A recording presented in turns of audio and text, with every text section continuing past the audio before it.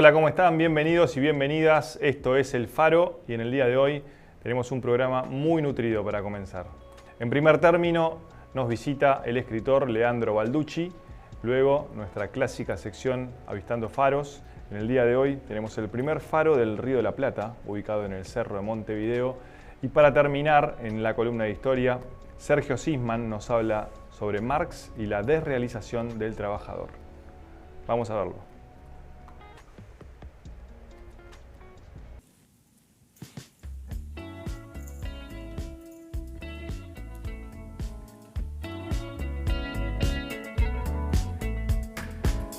Leandro, bienvenido a La Orilla. Muchas gracias. ¿Cómo te empezaste a vincular con la comunicación? Fue algo de muy chico.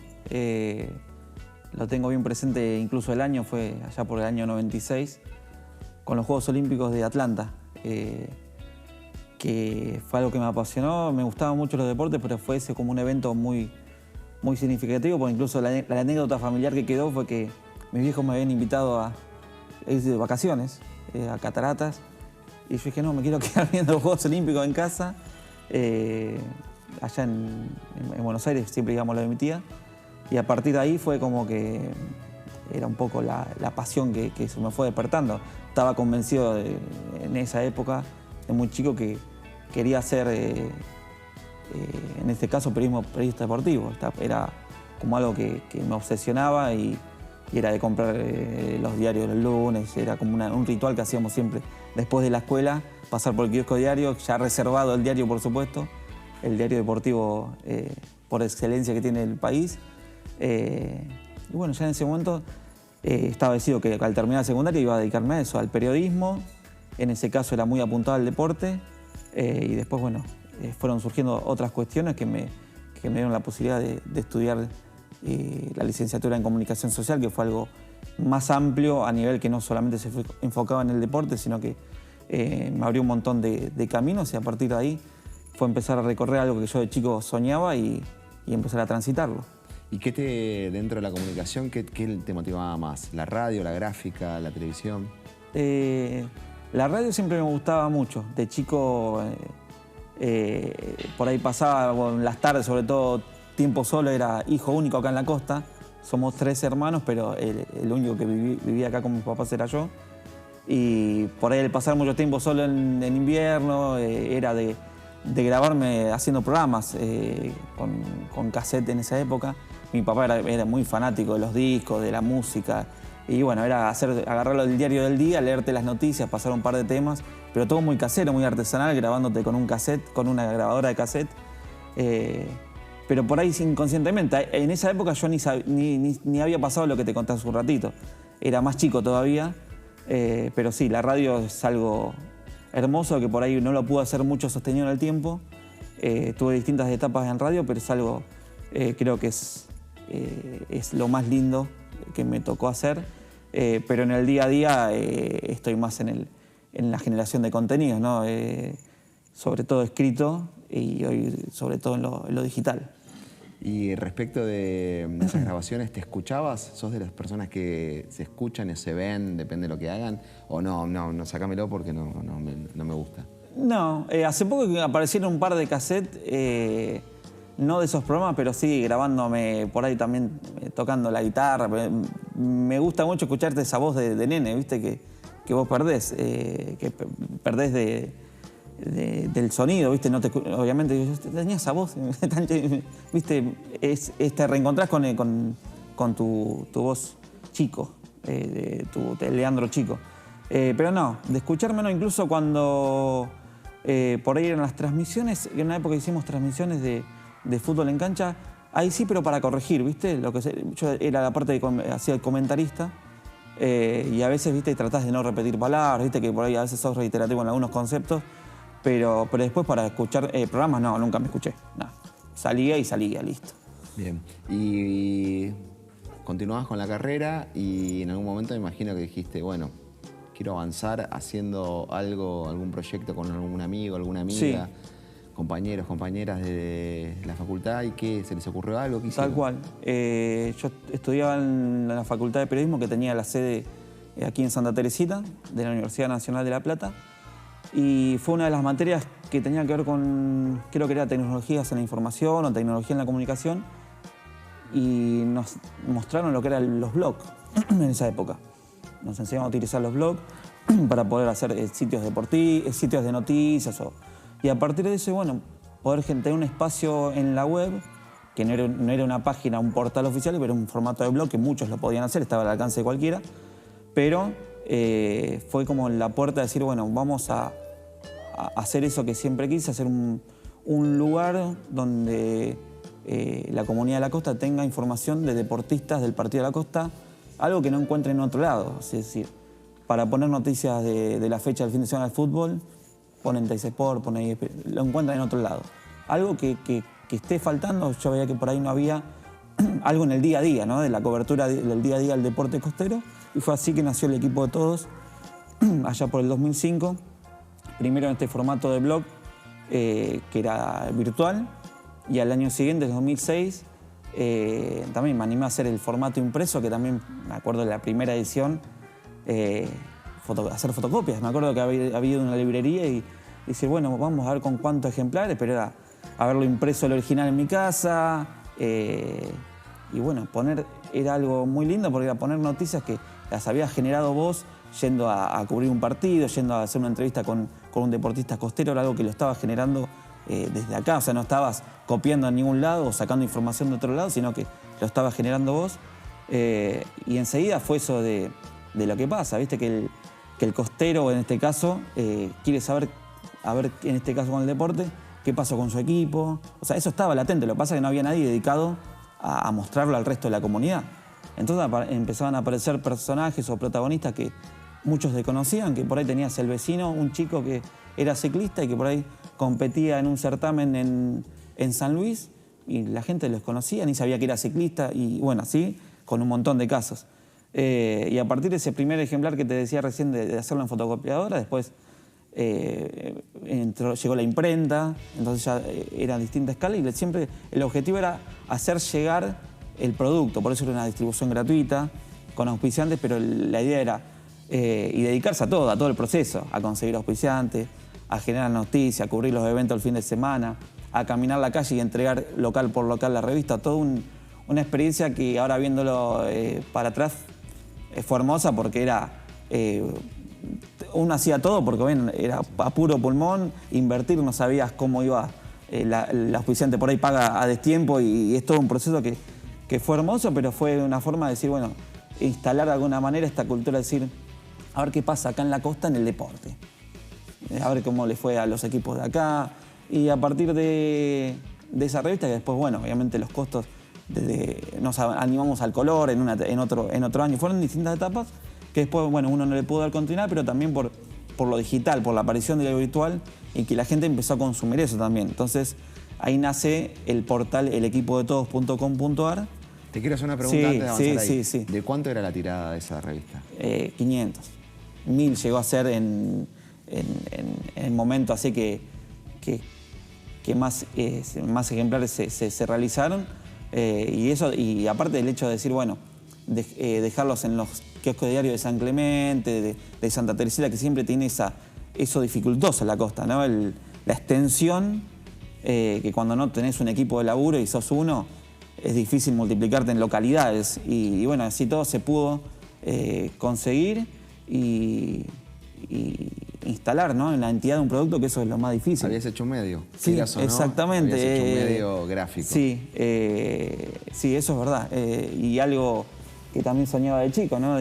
Que sea dedicado al deporte. O sea, que se comunique lo que en materia deportiva existía cientos, o sea, no cientos, pero muchos años en la costa, pero que no se reflejaba en el día a día. Había muchos antecedentes, por supuesto, de diarios costeros que tenían su columna, tenían su suplemento deportivo, pero nadie dedicado exclusivamente en el día a día a cubrir qué pasaba con el deporte costero, desde la previa de la fecha, o sea, un montón de cuestiones que uno lo ve en lo nacional, pero fue llevarlo a cada territorio. ¿Y en qué momento se lleva ese contenido, esa forma a un portal? Fue, bueno, con el blog, el blog y la revista convivieron. Y cuando termina, creo que el último año de la revista, ya aparece el portal, 2007, 2008, que fue en realidad algo también importante porque muchos se decían, Blogspot era, ¿viste? Tenés un blog. Se hablaba mucho así, ¿viste? Sí. Y cuando saltás al .com.ar, en ese momento es un portal de noticias que yo siempre quería hacer una especie de telam deportivo, es decir, que las radios, que los diarios entren ahí y digan, bueno, a ver qué pasó el fin de semana, te lo lean en los radios, ser referencia en informar en materia de deporte y se pudo lograr, porque encima se sigue sosteniendo en el tiempo, que estamos hablando de hace 18 años, que estamos informando en el día a día con protagonistas, con noticias, y ya es una marca. Uno no se da cuenta, pero es una marca del deporte de la costa. ¿Y cómo siguió avanzando el proyecto? No, y después hubo distintas, a través de la web deportiva apareció la posibilidad de hacer radio, a través de sonicua.com, de un amigo como es David Ramallo, que siempre desde el minuto cero, incluso cuando que estudiamos juntos la carrera de periodismo, me abrió las puertas del medio. Arranqué haciendo columnas deportivas incluso en su programa de la mañana. Y a partir de ahí tuvo la chance de hacer el equipo de Todos Radio al momento de que estábamos con la web. Y era una especie de magazine, una vez por semana, los sábados, con protagonistas. Siempre haciendo hincapié en eso, que sean... no hablar de... Lo nacional no se tocaba, porque quería hacer foco en lo nuestro. Y ahí fueron pasando distintos deportistas de la costa, grandes, chicos, y cada uno contando. Y pasaba eso, ¿no? Que un poco el costero de la costera empezaba a seguirle la carrera a alguno. A ver cómo le fue al ciclista. Ya sabía de qué se trataba. No es que hablabas de un nombre que se desconocía. Ya empezaron a haber deportistas jóvenes que iban progresando con su carrera, había un seguimiento, empezaron a competir a nivel nacional e internacional y había un lugar que lo contaba. Entonces, la radio estuvo buena. También de vez en cuando hacíamos entrevistas por ahí con referentes nacionales, pero siempre el foco, como te decía recién, de los costeros. Y el equipo de Todos también tuvo una faceta solidaria, y también un poco de capacitación. Fue a raíz de Pancho Ferraro, un entrenador que tiene el fútbol argentino, recordado por haber salido campeón del mundo con la sub-20 de Argentina, con Messi y Agüero.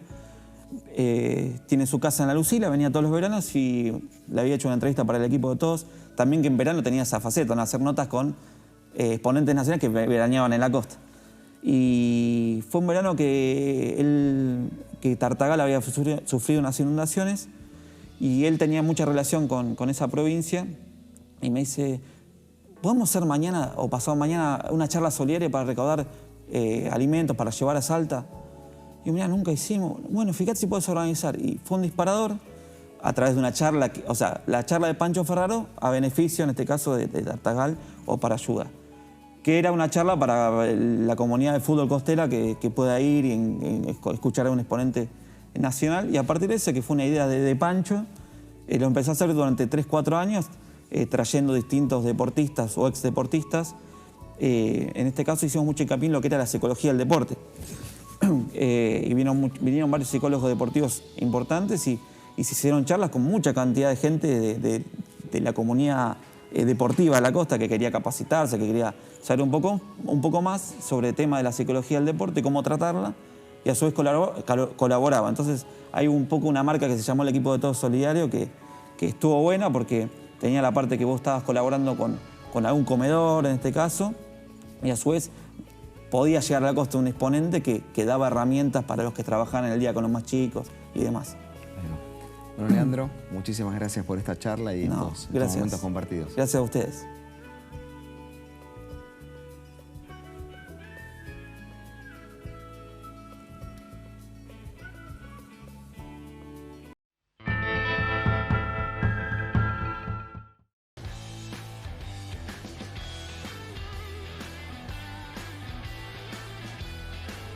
El Faro del Cerro de Montevideo, ubicado en la Fortaleza General Artigas, en el barrio del Cerro, Uruguay, tiene una rica historia que se remonta a su puesta en servicio en 1802.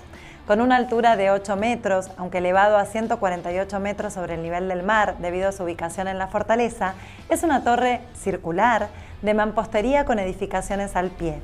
El faro presenta una cúpula blanca y una plataforma que rodea la linterna, protegida por un murete con un alcance luminoso de 19.2 millas náuticas. Durante el día su imagen es blanca y durante la noche emite 3 destellos blancos cada 10 segundos. En sus primeros días el sistema alumínico consistía en luz fija, con 20 candilejas que funcionaban con grasa de potro. Después de la destrucción del faro por un rayo en 1836, fue reconstruido y encendido en 1852. Más tarde se añadió un mecanismo giratorio que le dio su característica señal luminosa. En 1907 se instaló un sistema óptico lenticular, destacando al faro entre los más importantes del mundo, con un alcance luminoso cercano a las 20 millas náuticas. En 1942 el sistema fue electrificado, reemplazando las lámparas de querosén por una lámpara incandescente de 1500 watts de potencia. Este faro, siendo el primero en el Río de la Plata, ha cumplido una función crucial en la navegación de la región. Esto fue todo por hoy en otra edición internacional de Avistando Faros y los espero próximamente en otra edición.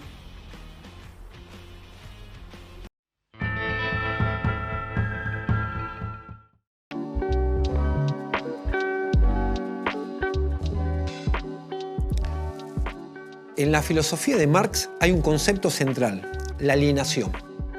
Alio es el otro, clase social dominante, dueño de los grandes medios de producción, me constituye, me define, me decide, me piensa. Las clases sociales subalternas piensan, hacen, deciden, responden a motivaciones que no son propias, es decir, somos los que otros necesitan que seamos. Por ende, la alienación es un mecanismo por el cual los humanos, no clase dominante, nos desrealizamos. El primer ámbito que ocurre es el del trabajo. Marx plantea que nuestro trabajo cobra un sentido positivo cuando expresa facultades físicas e intelectuales para realizar una actividad productiva que permita satisfacer necesidades sociales. El trabajador, productor, se realiza, se contempla a sí mismo en el producto de su faena. Pero en el modo de producción capitalista, esto se torna muy diferente. El obrero, despojado de sus medios para producir y subsistir, vende su fuerza de trabajo, su energía, sus facultades físicas e intelectuales a un burgués a cambio de un salario. Salario que siempre es injusto, que tiene la función social de satisfacer sus necesidades más elementales para reponer las fuerzas físicas que requiere al otro día la actividad productiva. Es decir, el capitalista compra esa energía y la consume en su propio beneficio. La pone al servicio de producir mercancías, objetos útiles que contienen un valor cambiable en el mercado, que es superior al valor de las empleadas para producirlas. Sobre todo, es superior al valor de la fuerza de trabajo que el burgués compró e invirtió. La clave de este plusvalor es la plusvalía, que es la diferencia entre lo que el trabajador produce como valor y lo que cobra por ese trabajo. La plusvalía está en el trabajo del obrero, que se puede comprar a un precio inferior al de las mercancías. Es decir, Marx plantea que el capitalismo despoja al obrero de gran parte del valor de su trabajo, del fruto de su trabajo que ya no le pertenece ni le complace, y reduce su cuerpo, su existencia, a una mercancía, en función de las necesidades del trabajo que dicta el capital. La división del trabajo, el trabajo mecanizado, repetitivo, monótono, aflige el cuerpo del trabajador como un engranaje más de la máquina. El obrero se constituye en un instrumento para el capital, no en un fin en sí mismo. Dice Marx, cito textual: la desvalorización del mundo del hombre crece en proporción directa a la valorización del mundo de las cosas. Es decir, más valen las cosas, el hombre pierde más trascendencia, el hombre empobrece más su espíritu. La libertad física, espiritual e intelectual debe ser una premisa de cualquier sociedad. El instrumento de cambio para Marx será la revolución. El sujeto revolucionario, el proletario. Quien la lidere, la vanguardia política que represente los verdaderos intereses de esa clase trabajadora. Y el primer paso, apropiarse por la fuerza del Estado, de ese instrumento de opresión y dominación de la burguesía. El segundo, constituir una dictadura del proletariado que transforme radicalmente las estructuras socioeconómicas y culturales de una sociedad de clase. Será una etapa de transición al comunismo, donde habrá un régimen de partido único y un Estado que centralice toda la vida económica a partir de eliminar la propiedad privada de los medios de producción para eliminar, en definitiva, la explotación del hombre por el hombre.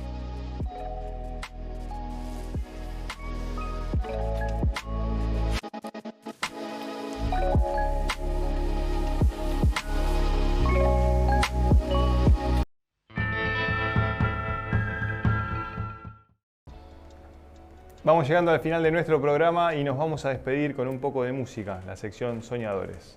En el día de hoy nos visita Tianeda, que va a estar haciendo el tema Taría. Así que los dejo con él y nos encontramos en el próximo capítulo.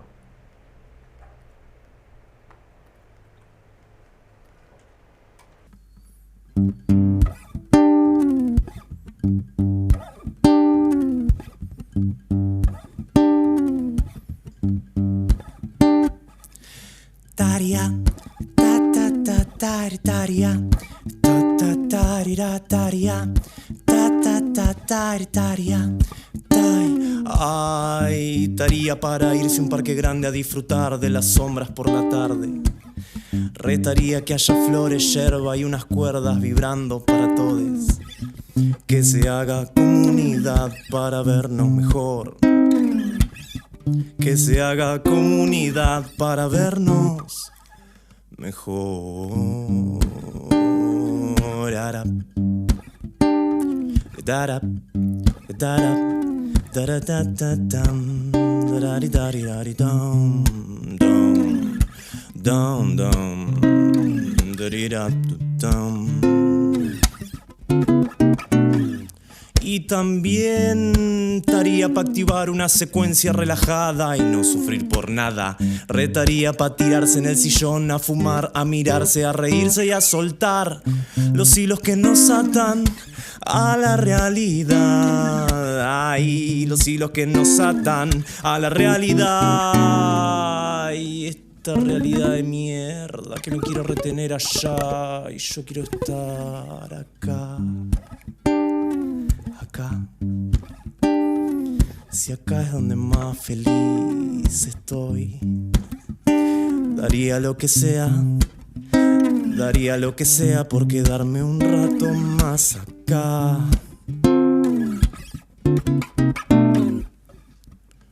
O también estaría para irse solo a ver pasar el tren y disfrutar de las pequeñas cosas, pero en detalle las rosas que braman por nuestra atención. Restaría para encontrarnos con nuestro brillo más profundo, para arder en reflexiones que animen al impulso.